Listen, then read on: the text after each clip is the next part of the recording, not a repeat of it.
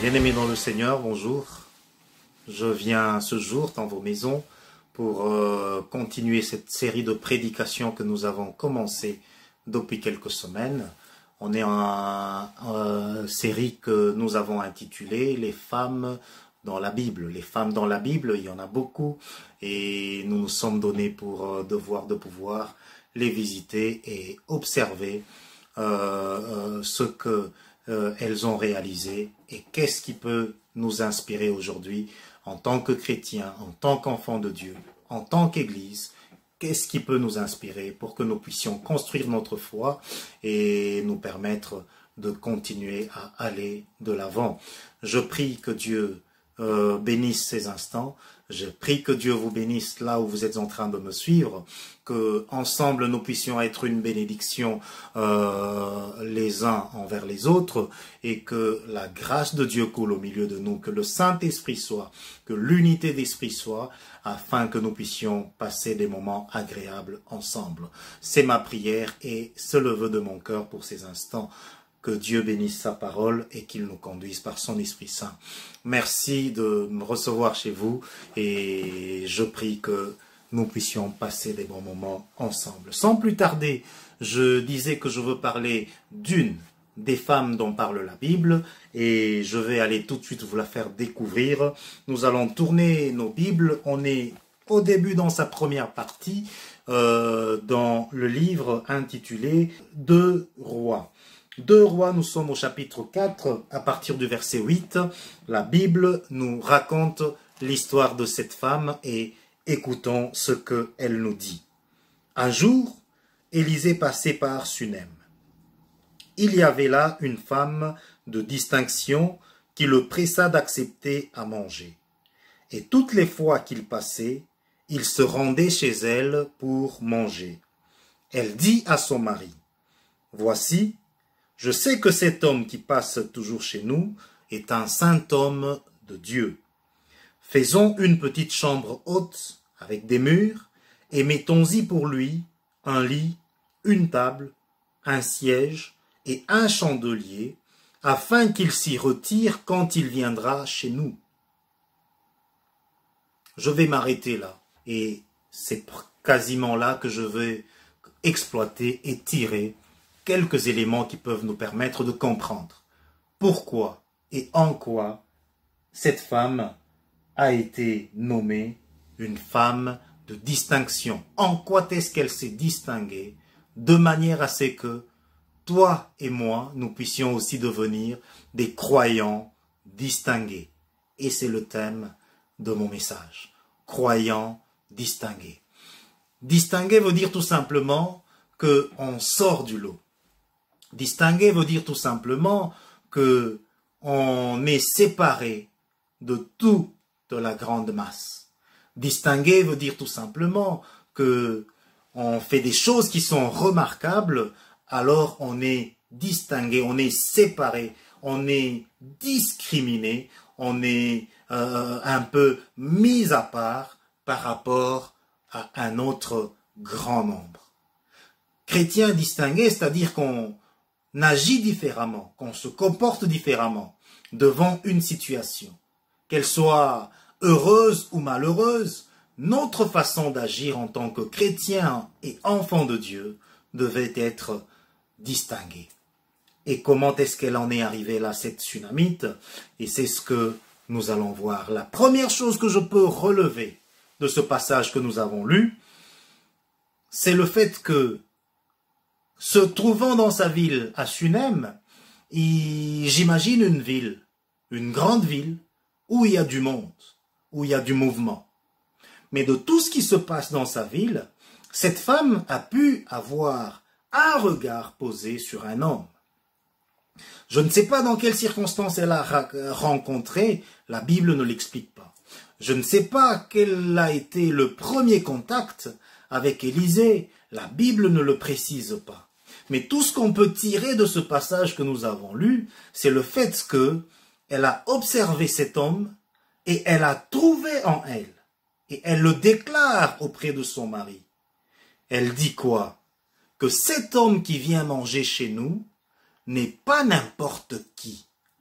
elle a pu discerner, en regardant Élisée, elle a trouvé en lui un homme.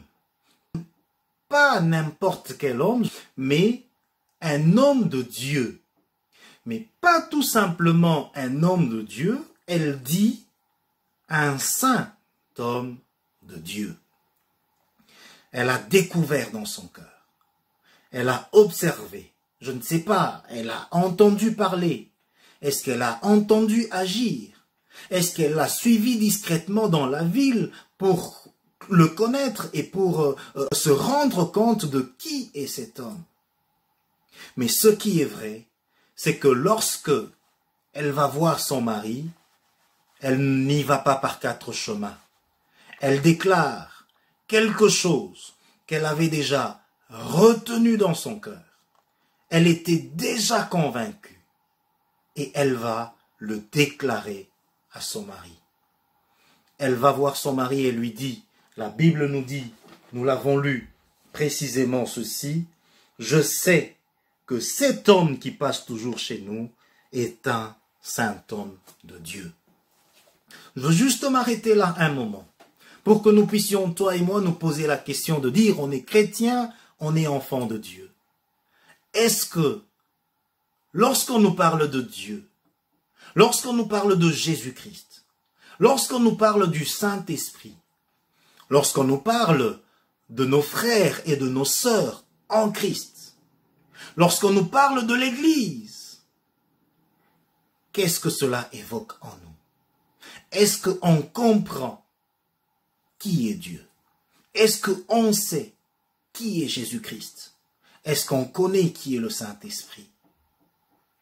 Est-ce qu'on a conscience de ce qu'est l'Église dans le monde d'aujourd'hui? Est-ce qu'on a conscience de la foi que nous avons, le fait de se dire enfant de Dieu, chrétien aujourd'hui? Cette dame, elle a discerné quelque chose de bien en Élisée et elle a voulu s'en approcher. La Bible nous dit qu'elle a déclaré de sa bouche ce qu'elle avait déjà reçu dans son cœur. Et elle a déclaré à qui? À un de ses proches, tout de suite. Première main, à son mari, elle a osé dire que en cet homme, je découvre quelque chose de merveilleux, quelque chose de précieux. Ce que je ne peux pas trouver ailleurs, à gauche ou à droite, je le retrouve auprès de cet homme. Est-ce que tu peux dire de même de Jésus-Christ? Qu'est-ce qu'il est pour toi? Nous sommes en train de vivre une période trouble. Nos habitudes sont chamboulées et changées. La société est en train d'être transformée. Est-ce que on peut trouver auprès de Jésus-Christ un refuge? Est-ce qu'on peut retrouver dans l'Église quelques réponses? Est-ce qu'on peut retrouver auprès de Dieu un refuge? Bien-aimé, trouver un refuge, être convaincu profondément dans son cœur et pouvoir aussi le déclarer, c'est quelque chose d'important. Est-ce qu'on peut dire à son frère ou à sa sœur? Est-ce qu'on peut dire à son mari, à sa femme? Est-ce qu'on peut dire à ses enfants, à ses petits-enfants? Est-ce qu'on peut dire à tous ceux avec qui nous vivons que je suis convaincu dans mon cœur que Jésus-Christ est la réponse pour la situation et la crise que nous vivons en ce moment? Cette femme s'est distinguée. Elle a découvert cela en Élisée et elle a été auprès de son mari pour le déclarer. C'est un homme saint, un saint homme de Dieu. Bien-aimé, est-ce que tu peux déclarer quelque chose concernant Jésus-Christ, concernant l'Église, concernant Dieu, concernant le Saint-Esprit, par rapport à ce que tu es en train de vivre? Ou bien, nous allons pleurer comme tous ceux qui pleurent. Nous allons baisser les bras comme tous ceux qui baissent les bras. Ou nous allons nous inquiéter, nous lamenter, sans savoir quelle position et quelle attitude prendre. Cette femme, la Sunamite, nous invite aujourd'hui à nous distinguer, à croire dans nos cœurs et à pouvoir le déclarer. Première chose, que je peux relever qui a fait sa distinction. La deuxième chose qu'elle a pu faire, après avoir découvert ce que Élisée pouvait avoir de précieux, la Bible nous dit qu'elle a fait quoi?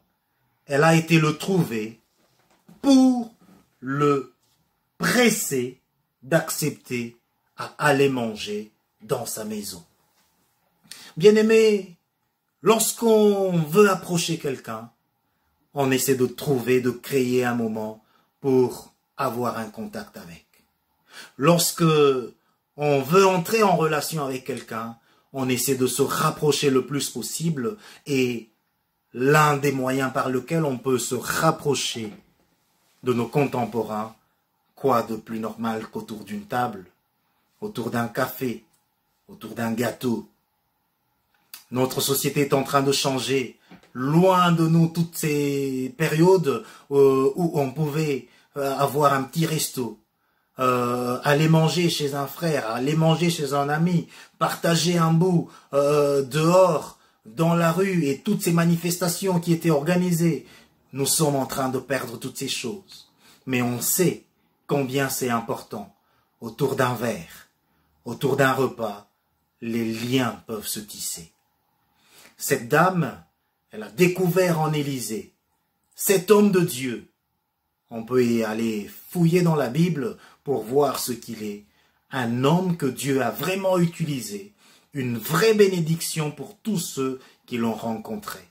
Ils ont vu combien Dieu, son maître, était grand et tout-puissant.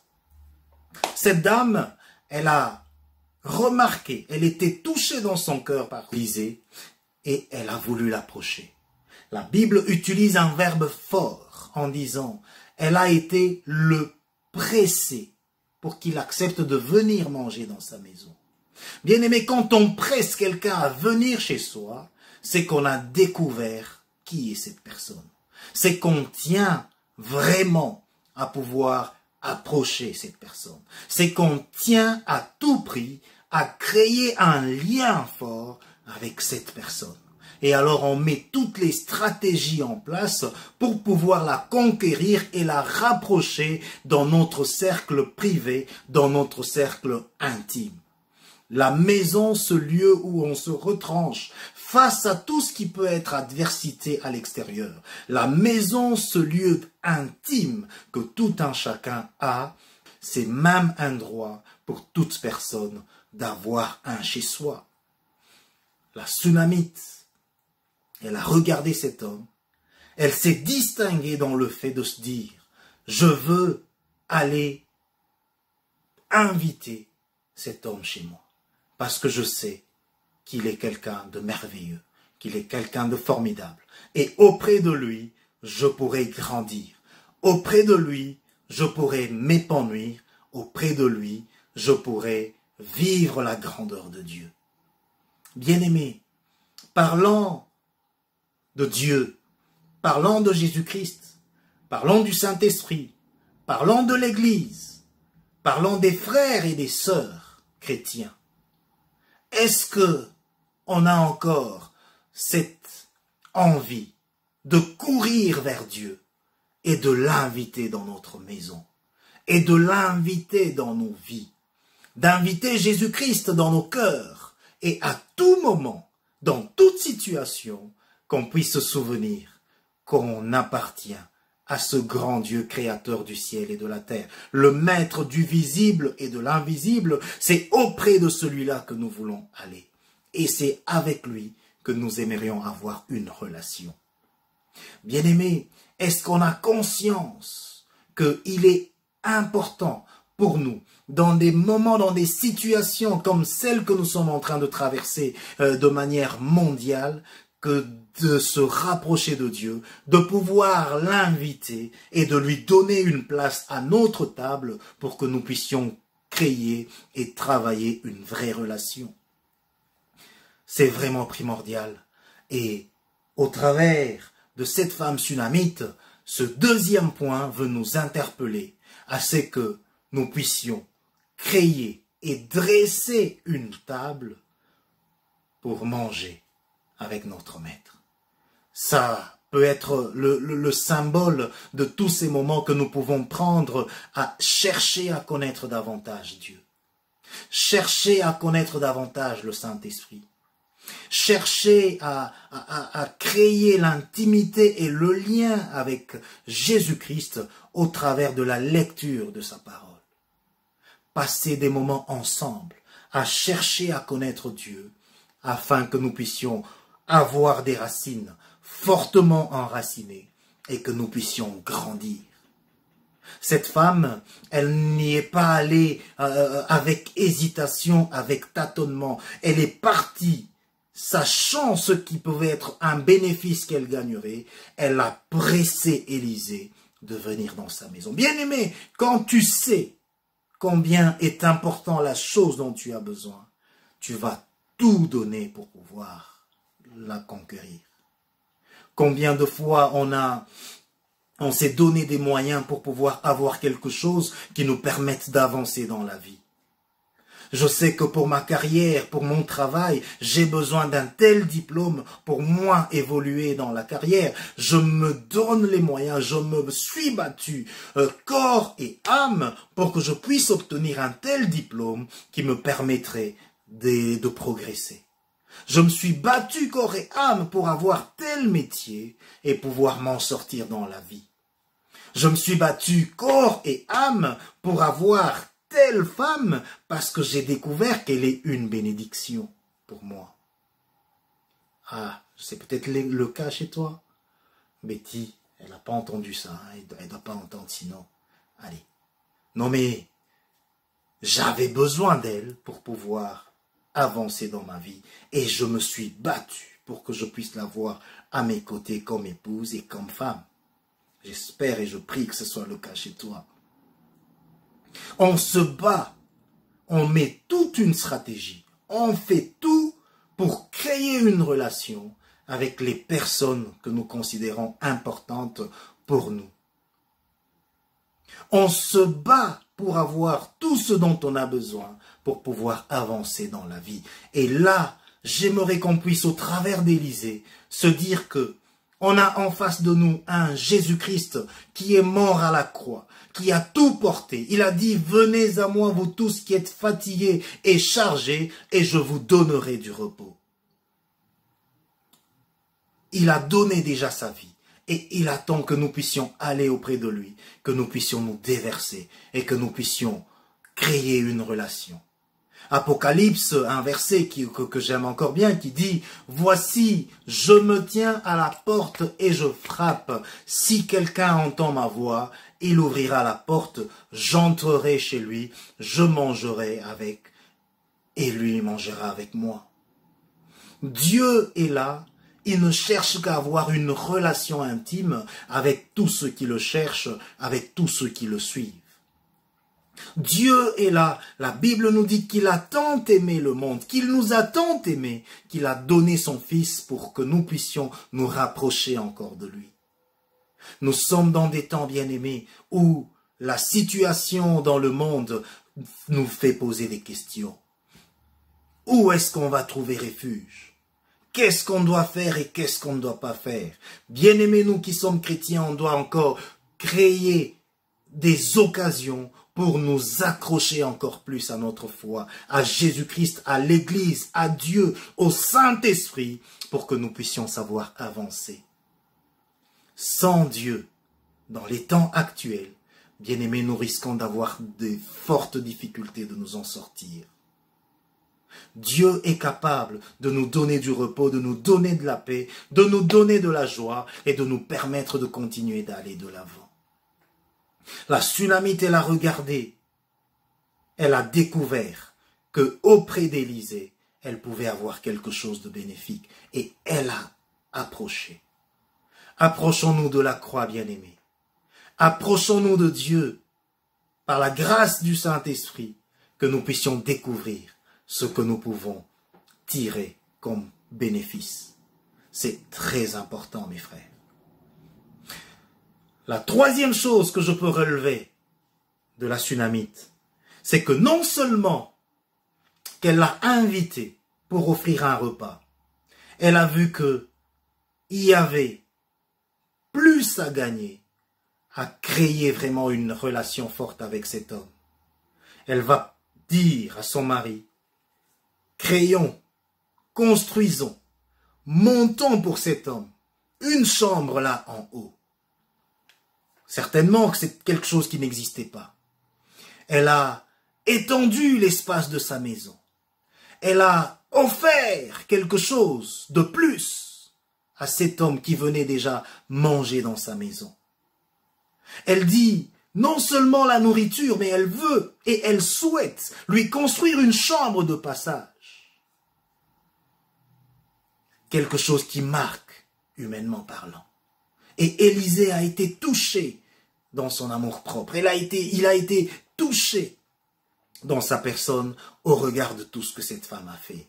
Mais ce troisième point qui nous dit, non pas seulement la nourriture, mais aller beaucoup plus loin. Offrir une chambre. Offrir un plus à cet hôte que nous voulons recevoir. Bien-aimés, je ne sais pas à quel niveau on est dans notre relation avec Dieu, avec Jésus-Christ, avec le Saint-Esprit. Je ne sais pas à quel niveau on est dans notre contact avec l'Église, avec les serviteurs et les servantes de Dieu. Je ne sais pas à quel niveau on est dans notre cheminement avec le Seigneur. Mais ce troisième point, c'est pour nous interpeller à aller au-delà de ce qu'on peut faire déjà. Donner un repas, c'est bien, mais donner un endroit où l'homme de Dieu pouvait se reposer, où l'homme de Dieu pouvait se restaurer, c'est déjà un pas en plus. Allons un peu plus loin que ce qu'on a toujours fait. Allons un peu plus loin que ce qu'on a l'habitude de faire. Face à la situation qui est la nôtre, face à la situation qui est celle du monde, de la société dans laquelle nous vivons, que nous puissions prendre le temps de faire des pas supplémentaires pour créer l'intimité avec notre Dieu et ainsi déclencher quelque chose de grandiose dans nos vies, dans nos cités, dans nos villes. J'aimerais aborder la deuxième partie pour dire, cette femme, elle a touché le cœur d'Élisée, au point qu'Élisée s'est dit, elle nous a trop donné. Elle nous a chouchouté. Elle a manifesté son attention et son empressement à nous faire du bien.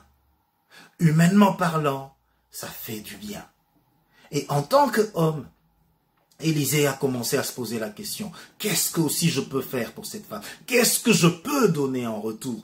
Qu'est-ce que je peux faire pour être reconnaissant à cette femme qui manifeste tant d'empressement, d'attention et d'amour pour nous?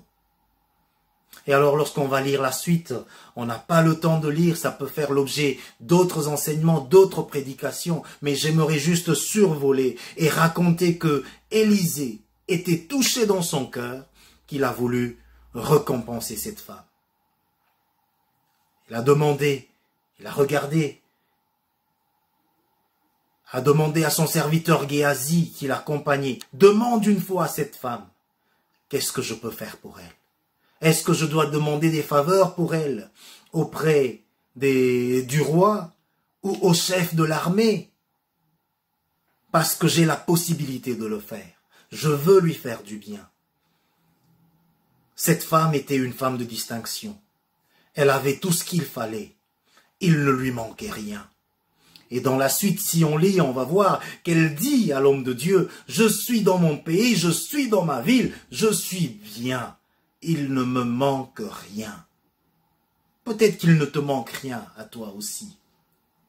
Peut-être que tu te suffis à toi-même, tu as tout ce qu'il faut pour que tu sois bien. Tu n'as pas besoin d'aide, tu n'as pas besoin de faveurs supplémentaires.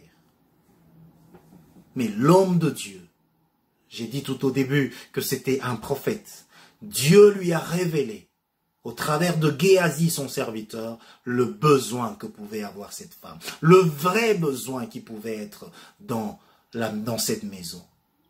Alors que tu peux te dire que j'ai tout ce qu'il me faut, alors que tu peux te dire que je n'ai besoin de rien, je n'ai pas besoin de l'Église, je n'ai pas besoin du Saint-Esprit, de Jésus, ni de Dieu, je suis bien comme ça chez moi. Il y a quelque part toujours un vide dans ton cœur. La Bible en parle.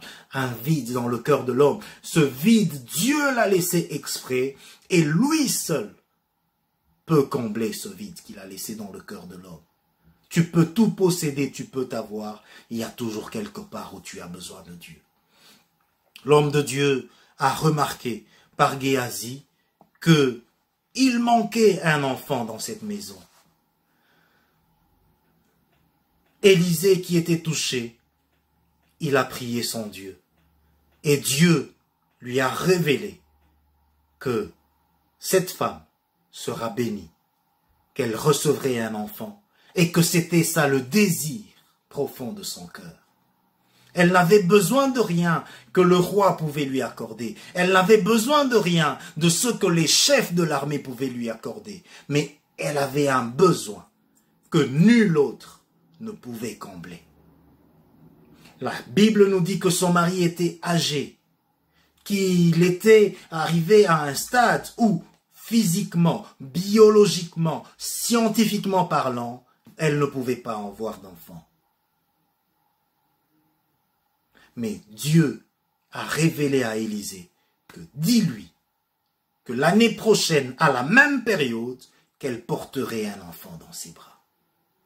Bien-aimés, lorsqu'on va découvrir qui est Dieu, lorsqu'on va s'empresser de dresser une table pour manger avec lui, lorsqu'on va s'évertuer à faire des pas supplémentaires dans notre relation avec lui, bien-aimé, Dieu peut déclencher des faveurs, des tonnes et des tonnes et des tonnes de bénédictions envers nous. La foi se construit. Marcher à la suite de Jésus-Christ, ça se construit. Et c'est important, bien-aimé, de continuer à travailler là-dessus. Lisons la suite de ce passage. Cette femme a été bénie et, juste pour résumer, il n'y avait pas d'enfant dans sa maison. Dieu l'a bénie. L'année qui suivait, elle portait un enfant dans ses mains. Et comme Dieu reste Dieu, l'épreuve va venir, cette femme restera ferme. Elle va encore chercher l'homme de Dieu. Elle va encore recourir auprès de Dieu. Elle va encore chercher le serviteur de Dieu pour trouver solution avec la foi, avec l'assurance que Dieu est capable de tout. Bien-aimés, n'oublions pas, Dieu veut nous faire du bien et il fait du bien. La Bible dit que Dieu se laisse trouver chez tous ceux qui le cherchent en vérité. Il n'est pas très loin, bien-aimés. Quel que soit ce que nous pouvons être en train de vivre, que nous puissions, par le temps qui court, être des croyants distingués. Que nous puissions nous distinguer en nous accrochant à notre foi, en observant et en décelant ce qui est primordial et ce qui vaut pour nous, en créant un cadre pour pouvoir l'avoir, la prière, la lecture de la parole de Dieu, les échanges, le service, l'aide, la solidarité, la communion fraternelle. Dieu nous attend à faire des pas supplémentaires pour que nous puissions grandir et dresser cette table où nous pouvons manger. Non seulement ça, mais qu'on puisse sortir de notre zone de confort, qu'on puisse construire, même cette pièce qui n'existe pas dans les lieux hauts, qu'on puisse construire, qu'on puisse faire quelque chose de supplémentaire. Placer un lit, placer une table, une chaise, un chandelier pour permettre à l'homme de Dieu de se reposer. Ce qui illustre le plus que nous pouvons faire pour Dieu. Faire ces choses auxquelles on n'a pas pensé. Ça peut nous permettre d'attirer la faveur de Dieu. Et quel que soit ce qui va arriver dans le temps, que nous demeurions fermes. Au passage, elle a laissé un enfant mort dans sa maison et elle a dit que tout va bien. Pourquoi? Parce qu'elle savait que, avec l'homme de Dieu, avec le saint homme de Dieu, la situation pouvait revenir en ordre. Bien-aimés, la maladie peut être là. Des situations difficiles peuvent être là. Des situations financières compliquées peuvent nous atteindre. Des choses auxquelles on n'a pas pensé peuvent se présenter. Mais tant qu'on aura décelé ce que nous pouvons trouver dans notre foi, auprès de Dieu, à travers de Jésus-Christ par le Saint-Esprit, nous allons créer tout pour que nous puissions nous distinguer de tout le reste de nos contemporains. Que nous puissions nous distinguer, et ce sera quelque chose de très important. Il peut réellement faire par la puissance qui agit en nous. Dieu peut faire au-delà de ce que nous pouvons demander. Dieu peut faire au-delà de ce que nous pouvons penser. Il peut réellement le faire par la grâce et par la puissance qui agit en nous en tant qu'enfants de Dieu. Il peut faire infiniment au-delà de tout ce que nous demandons ou de tout ce que nous pensons. Et par conséquent, tout ce dont nous avons besoin, que nous puissions avoir confiance que dans la puissance de Dieu, la délivrance peut nous atteindre. On est dans cette période où le Covid change les situations, j'en ai parlé un peu. Si nous travaillons cette relation avec Dieu, nous pouvons devenir une église distinguée. Nous pouvons devenir des croyants distingués. Nous pouvons devenir des Belges distingués. Nous pouvons être des Français distingués, des Congolais distingués, des Togolais distingués, des Américains, des Roumains, des Anglais distingués parce que nous aurons cru en la puissance de Dieu. Faisons confiance en Dieu, comme a fait la Sunamite, cette femme de distinction. Au travers Élysée, j'ai voulu qu'on regarde ce que Jésus-Christ peut faire dans nos vies, par son Saint-Esprit. L'Église, qui est importante encore aujourd'hui, elle peut nous soutenir et nous permettre de vivre de grandes choses. Bien-aimés, des chrétiens, des femmes et des hommes distingués, voilà ce que j'aimerais partager ce jour. J'aimerais nous rappeler et nous interpeller à devenir, en faisant 3 choses.